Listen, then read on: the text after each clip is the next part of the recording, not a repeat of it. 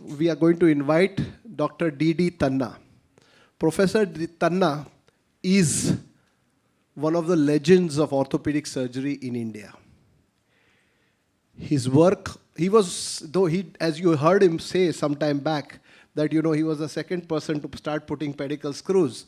So he was one of the original spine surgeons in India, but he's now more well known for his work in trauma.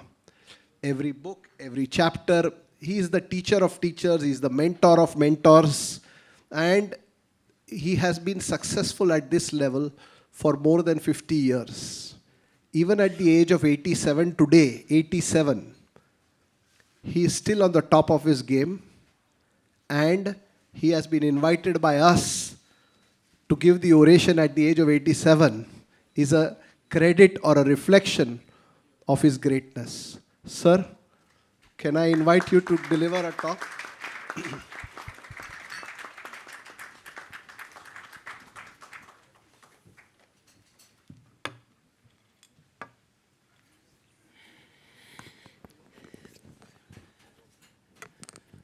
Gautam, thank you for a flattering introduction, but why the hell you have to say I'm 87 already?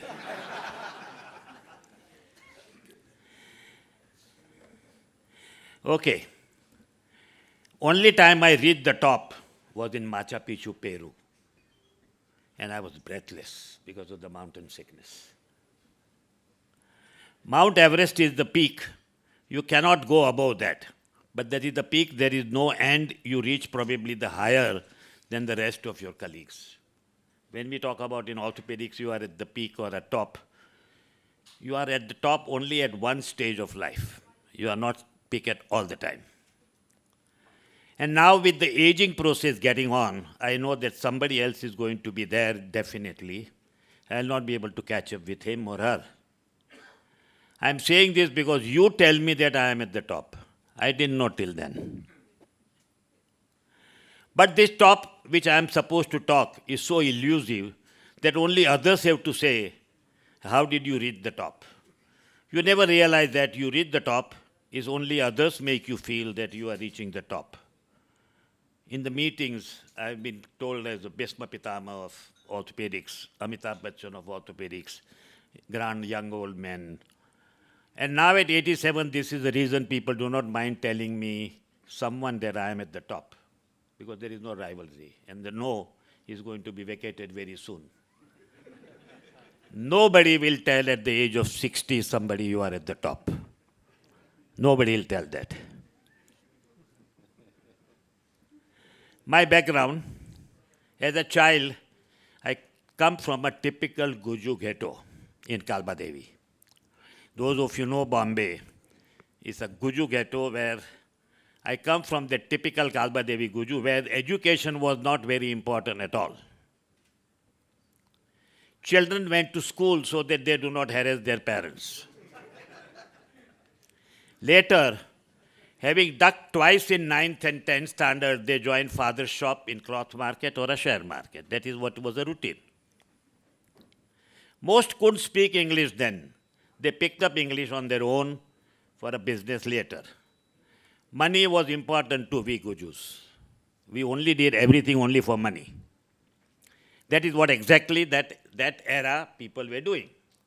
All the four brothers and cousins and everybody were exactly like this. Only one completed BA after 3 attempts, and that was the second most in the family who was educated.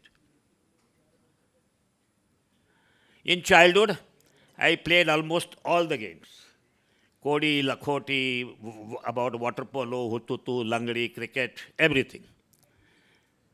I was jack of all, master of none. I competed with Farooq Engineer for a short time, that is 3 days. We all were selected from the schools for a trial to go higher. And the third day, I was a wicketkeeper, he was a wicketkeeper. On the third day, the match came.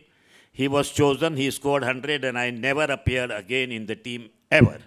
So the 3 days I competed with him. Why do we read anything except what we have to? Only for the time pass, or exposing our minds to different influences of the world by different thinkers. I lived in our ghetto where sedate normal business life without reading any other outside books during my early childhood. That is the background I come from. Now what happened is, one of my friends, Ramesh, his mother had a library. His mother couldn't read or write. His son Ramesh was not bothered about any book reading or anything. Two cupboards, all pick of Gujarati authors' books were there. Those who know Gujarati, the Kanayalal Munshi, Gujaratno Nath, Dhumketu, Saurashni Rasdar, all these were one of those top Gujarati novels which were there. I finished most of them in 4 or 5 years of school vacations. And that is how I started reading. Only one day I was talking to Ramesh's mother, why do you keep all these books? You cannot read. Ramesh is not interested. Her answer was, my husband died 15 years back. He had asked to keep those books, hoping someday some lucky person will read them. And I was that lucky person. Alas, I have also kept a large library of non-author books at home, hoping someday my children or grandchildren will read them. But they are in USA, they'll never read them. This is a huge library of mine of non-orthopedic books. I have read each one of them. It's not decorative. Often I quote from this book, The Outsider, Colin Wilson, and the Albert Camus. These are the two people who have written on Outsider. What they write is, you go outside yourself and judge yourself. Then you will realize what exactly is going in your head. Like if I give an example, I went to Italy and I gave a lecture there. I'll not say I went with the drug company with 20 orthopedic surgeons of India, where I was one of the speakers who spoke for 20 minutes on one day when people were taking alcohol. I'll not say that. I'll say I went and gave a talk in Italy. This outsider tells me, don't bloody fool yourself. This is what you are. That outsider tells you this and it really makes you all aware of it. So these books changed my thought process, and I realized that in the world which I am living of cloth market and share market is a very small sphere in life in the whole world. The whole world opened out because of all these non-ortho books which I read. This, I feel, was a life-changing event. I dreamt big. I didn't bother about X money or something which we Gujus always talk about.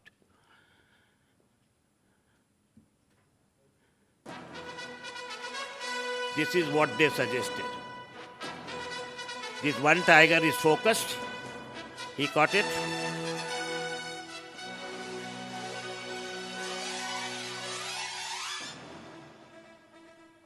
You recognize him? See his focus.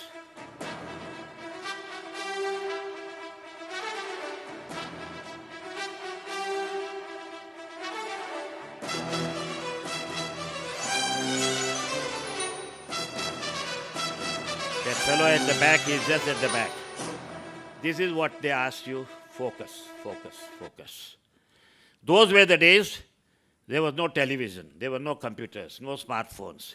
In our spare time, books and sports was our only diversion. In daytime, I played all the games. At the night, I read. I am talking about 70 years plus, because when our generation was growing up.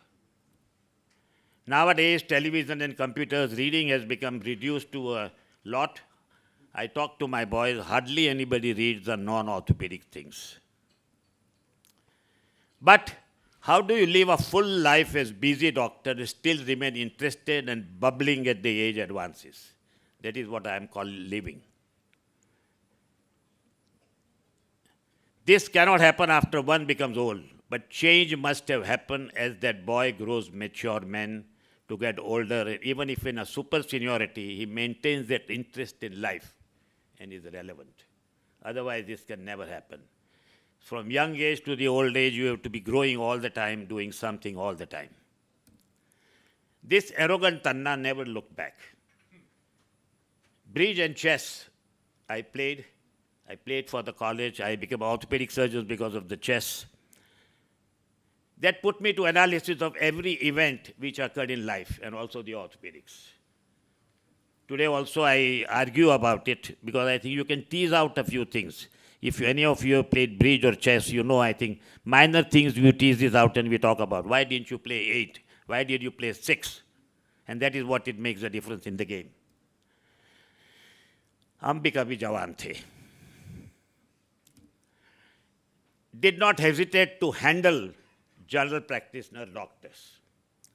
As in my Guju setup, more Guju GPs were there. And remember, Gujus and money, they go together. But I analyzed that GPs will not come to me many years. They were going to some of the seniors and they are going to change over as the time comes by. So my practice is going to depend upon successfully operated patients. And for that, I must have an absolutely up-to-date orthopedic knowledge. So, at a very young age, I started attending American Academy every year for approximately 30 years without a break. And in those days in India, Dr. Dolakia and one or two very senior people from India were attending. We were only 3-4 who were attending these American Academy meetings. I learned a lot, much more earlier than the rest of the other people, applied on my patients, did quite a lot of newer things which were not being done in India, and slowly established my image and the practice. So I could establish a small nursing home, which also prospered. Somewhere in those times, Dr. Chaubal, my boss, senior, highly established surgeon, asked me to operate on him on his spine. All of you know that. Suddenly, I got established as a competent surgeon where my own boss asked me to operate on him. In those days, difficult surgery of spinal decompression. I was 36 at that time. Nobody knew me. So the sky opened out, and I jumped from a struggling surgeon to a highly competent surgeon because Dr. Chaubal asked me to operate on him. Medical community में हलचल हो गई, ये तन्ना कौन है? Quite a lot of people asked Dr. Chaubal, sir, we will go to the surgeon who operated you. And it was very embarrassing at that time. I was attending American Academy meetings where tibia and femur and humerus nailing had been established. In India, we were not doing it. We were still doing plating in those days. After one such meeting, I felt that the whole world is doing interlocking nailing in tibia and femur, and we are continuing with the plating. We did not have C-arm, and that's why we were not doing nailing. I developed interlocking without C-arm, only with the X-ray machine, and established the method and traveled all over India to teach that. I was invited to write a book on that interlocking nailing, which became a textbook for all at that time. That propelled me still higher level of recognition. This is the book, Interlocking. It is in 5th edition now. Last year it has come as the 5th edition.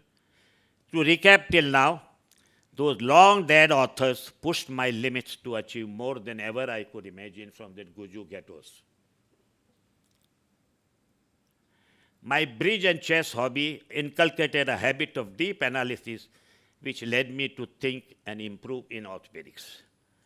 And money making. You got to know how to make money because otherwise you can't do anything.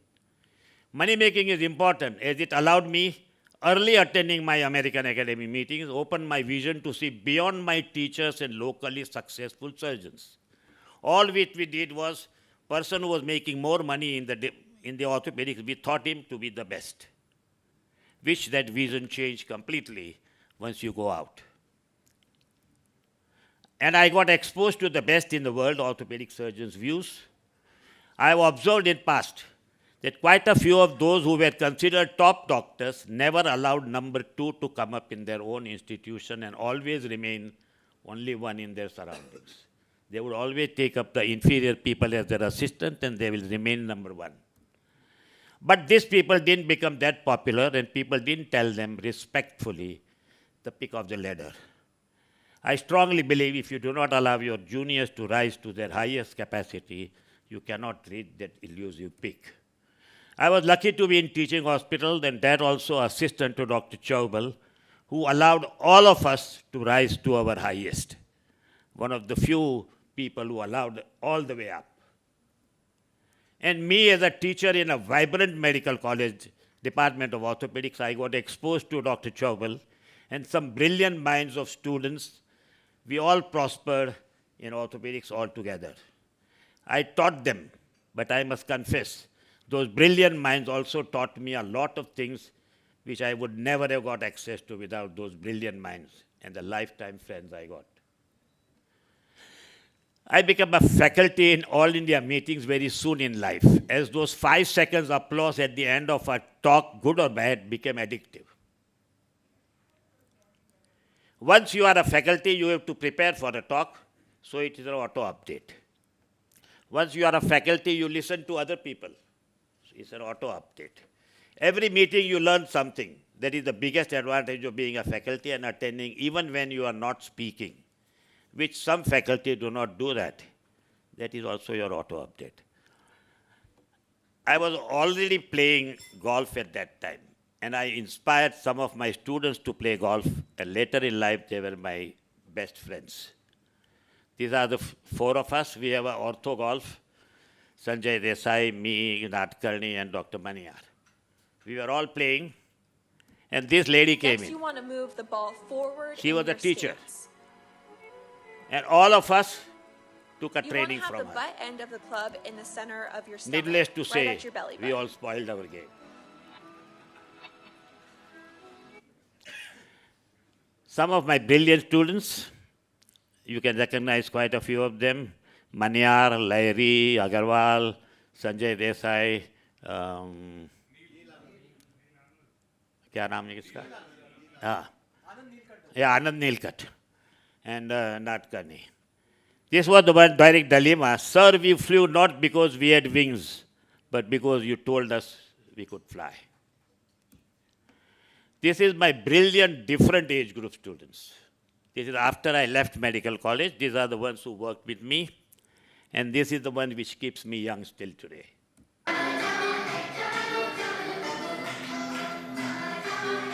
These are all highly successful, superb surgeons.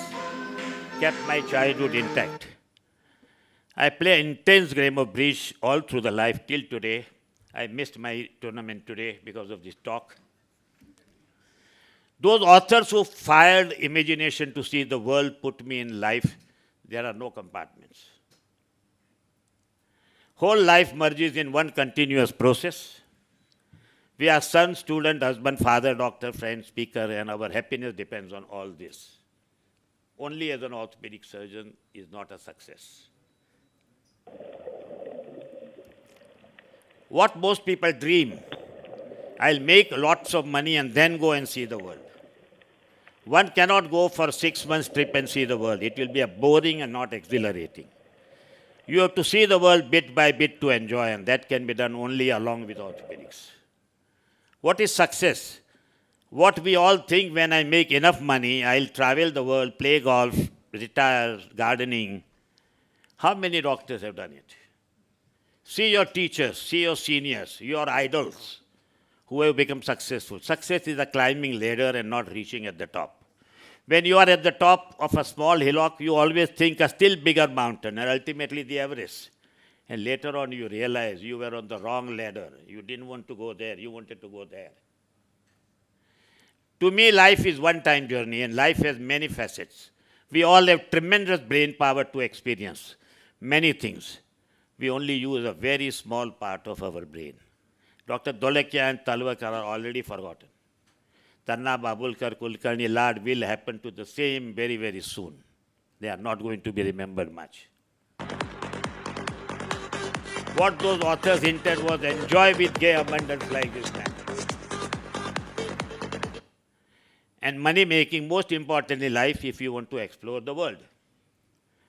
Fortunately, I've been able to see the whole tourist world from Antarctica to Arctic to Machu Picchu to Galapagos and everything. This is Antarctica, penguins. This is Aurora Borealis, Arctic on the North Pole. Passionate about scuba diving, done many dives in different parts of the world. Still, if I get an opportunity, I am too excited to do it.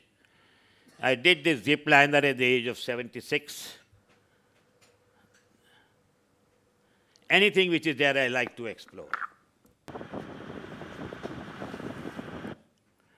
7 wonders of the world. Fortunately, I could visit all. And here are some of the some of the waterfalls of the world, which are 1, 2, 3, 4. I'm trying to show you. There is Croatia. This is number 4. Terrific waterfall.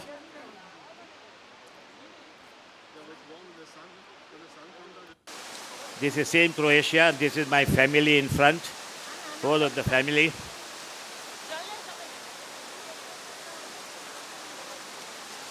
This is something out of the world. If you see it, you know what it is. This is New Zealand. This is Victoria Falls in Zambia and Zimbabwe. This is aerial views. We went twice. Once when there was no water. The other time I went second time after 5-7 years when this was full of season. And you can see this waterfall. This is the tallest waterfall in the world. And this is the number 1 waterfall, Iguaçu Fall in Brazil. This is aerial views. And you can see this will go on and on and on and on and on. This has been taken by me. It's not from Google.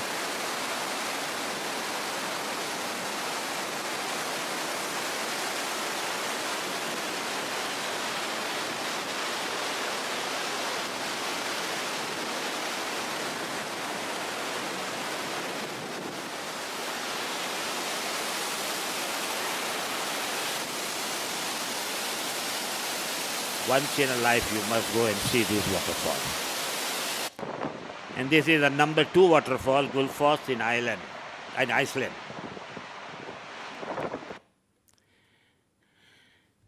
With the family, grandchildren, we go once a year somewhere in the world. We meet, and that's the best time of the life ever you can have. My 2 daughters, they are both abroad, both in America. We meet once a year, all 11 of us, and that is the best part of our life. थोड़ा थोड़ा सिखाया भी. This is very important. When I was doing these workshops in interlocking, Dr. Daftari, who was my anesthetist, who was manufacturing those instruments, on a Saturday night after filling the teaching, we would be taking alcohol and talking about, people will say, sir, you have taught 100 doctors. He would beautifully say, it's not 100 doctors. Because of those 100 doctors, he has treated 50 lakhs people. And that is the one which excites you. This is the one which keeps you going still. You cannot work at the poorer people otherwise. You teach these doctors and they do the job. That's the one which is important. On a serious note, probably those books induced me to travel extensively without fear of losing work. And many things which I do today over and above the business of orthopedics, like travel, teach orthopedics, play golf, bridge, etc., etc. It will be impolite I will describe all. But I am trying to say those authors, without knowing me, has changed my approach to life. I'm sorry I'll be talking about me. There is nothing else I can do because I've been asked to talk about me. This is what is me. TraumaCon, started by me and Dr. Babulkar. This is probably the only meeting is going on for 10, 12 years where the registration closes 1 month before. At the moment, it is next month. We have closed the registration completely. I could never become president of any big organization because I never contested for that. I never had a foreign training. As I went on getting jobs one after the other, age of 28, I was a junior consultant in the medical college, Sion Hospital, a dream position. And then went abroad often for a short visit, but never had a training abroad. One of my non-ortho teacher, Dr. G.S. Kothari, if you know, he told me that you will never succeed if you do not have MCH, because in those days people were only having MCH and they were the big ones. After a long time we met, he came to my clinic to take some certificate. Then he confessed, sorry, I was wrong. Thoda thoda book bhi likha. My students tell me, we see your totally different side in the evening after conference. You know it well.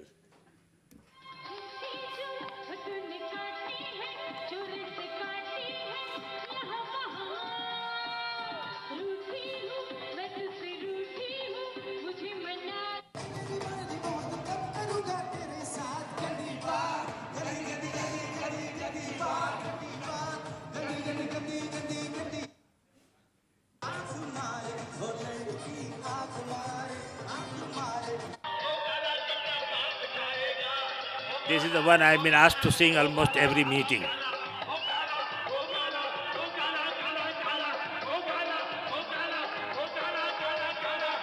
Oh! Fortunately, this is my wife dancing with me.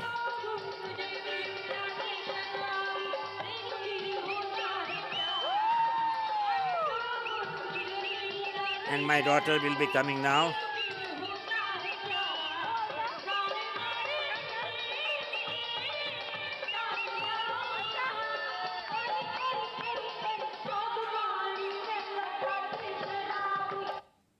Conclusion, reaching the top is different for different people. All of them are right. I had a different idea. I lived that. Hum to bhai aise hi hai. Last one, author of A Future Shock, Third Wave, Power Shift. Illiterate of the 21st century will not be those who cannot read or write, but those who cannot learn, unlearn, and relearn. Thank you, friends.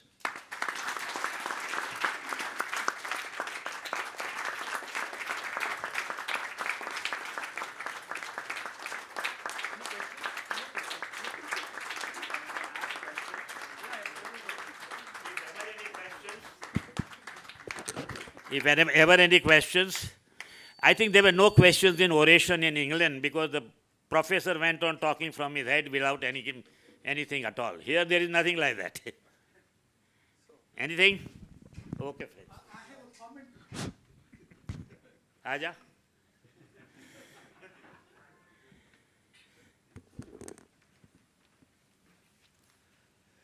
Today I am so and so in spine surgery. Dr. Tanna was tutor or equivalent to senior registrar, and I was first houseman.